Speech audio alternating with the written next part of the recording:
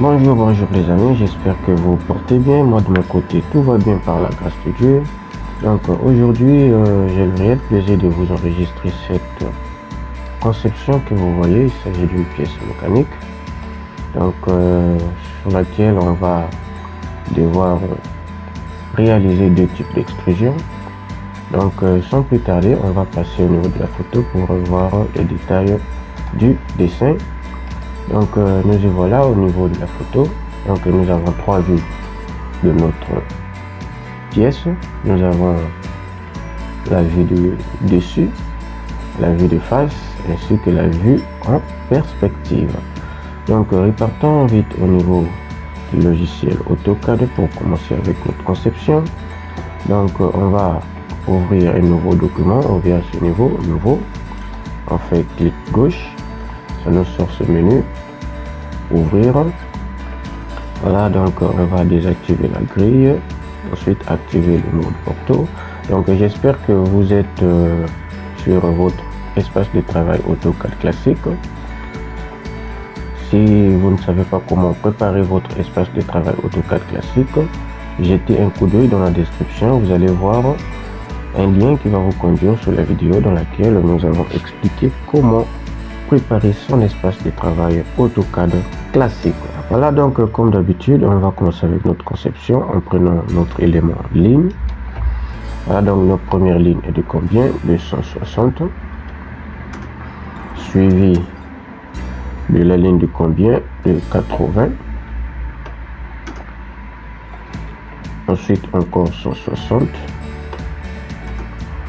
et on va fermer notre rectangle. Voilà, puis ensuite on va apporter des modifications. Voilà, donc on va continuer avec la conception. On va copier nos lignes. Donc premièrement, on va copier cette ligne à une distance de 10, ainsi que de l'autre côté on va copier à 10. Voilà, ainsi que celle-là on va copier à 50. Voilà, et aussi celle-là on va copier à 50. Ah, pas 450, 50 autant pour moi. Voilà, ensuite on va procéder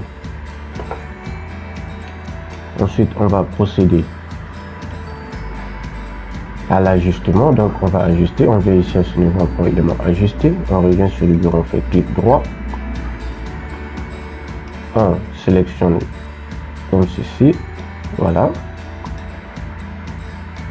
voilà, on continue à ajuster. Voilà, voilà, on va prendre l'élément ligne, on va tracer une ligne au milieu. Voilà, ensuite on prend notre élément cercle, on va tracer un cercle ici avec centre du milieu de cette ligne qu'on vient tracer avec le rayon de 15. Voilà, on va continuer avec notre conception. Là maintenant on va appliquer le chanfrein sur les 4 cadrans du grand rectangle ainsi que du petit rectangle qui est au milieu. Voilà, donc on va prendre l'élément chanfrein, on sélectionne l'élément chanfrein, on revient sur le bureau, on fait clic droit, ça nous sort ce menu. Ensuite on prend l'élément, on va réaliser le chanfrein avec écart. Voilà, donc spécifier l'écart du premier chanfrein. Donc l'écart du premier chanfrein est de 20, deuxième est de 50. Voilà, donc spécifier et sélectionner la première ligne, deuxième ligne. On va répéter chanfrein avec les mêmes coordonnées, première ligne, deuxième ligne, toujours répéter chanfrein avec les mêmes coordonnées. Donc première ligne, deuxième ligne, répéter chanfrein, première ligne, deuxième ligne. Voilà.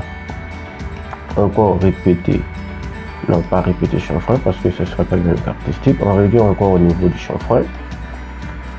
On fait clic droit, on change toujours écart.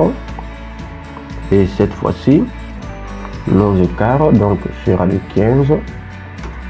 Deuxième chanfrein aussi et avec écart de 15. Voilà. Ensuite, première ligne, deuxième ligne, répéter chanfrein, première ligne, deuxième ligne, répéter chanfrein, première ligne, deuxième ligne, répéter chanfrein, première ligne et deuxième ligne. Voilà, donc après avoir appliqué nos chanfreins, on va supprimer cette ligne puisque ça ne sert plus à rien. Voilà, donc on va prendre l'élément ligne, on vient à ce niveau, le milieu, on va tracer avec une distance de 20. Voilà. Ensuite, on va copier cette ligne de part et d'autre avec une distance de 8, ainsi que de l'autre côté aussi de 8. Voilà.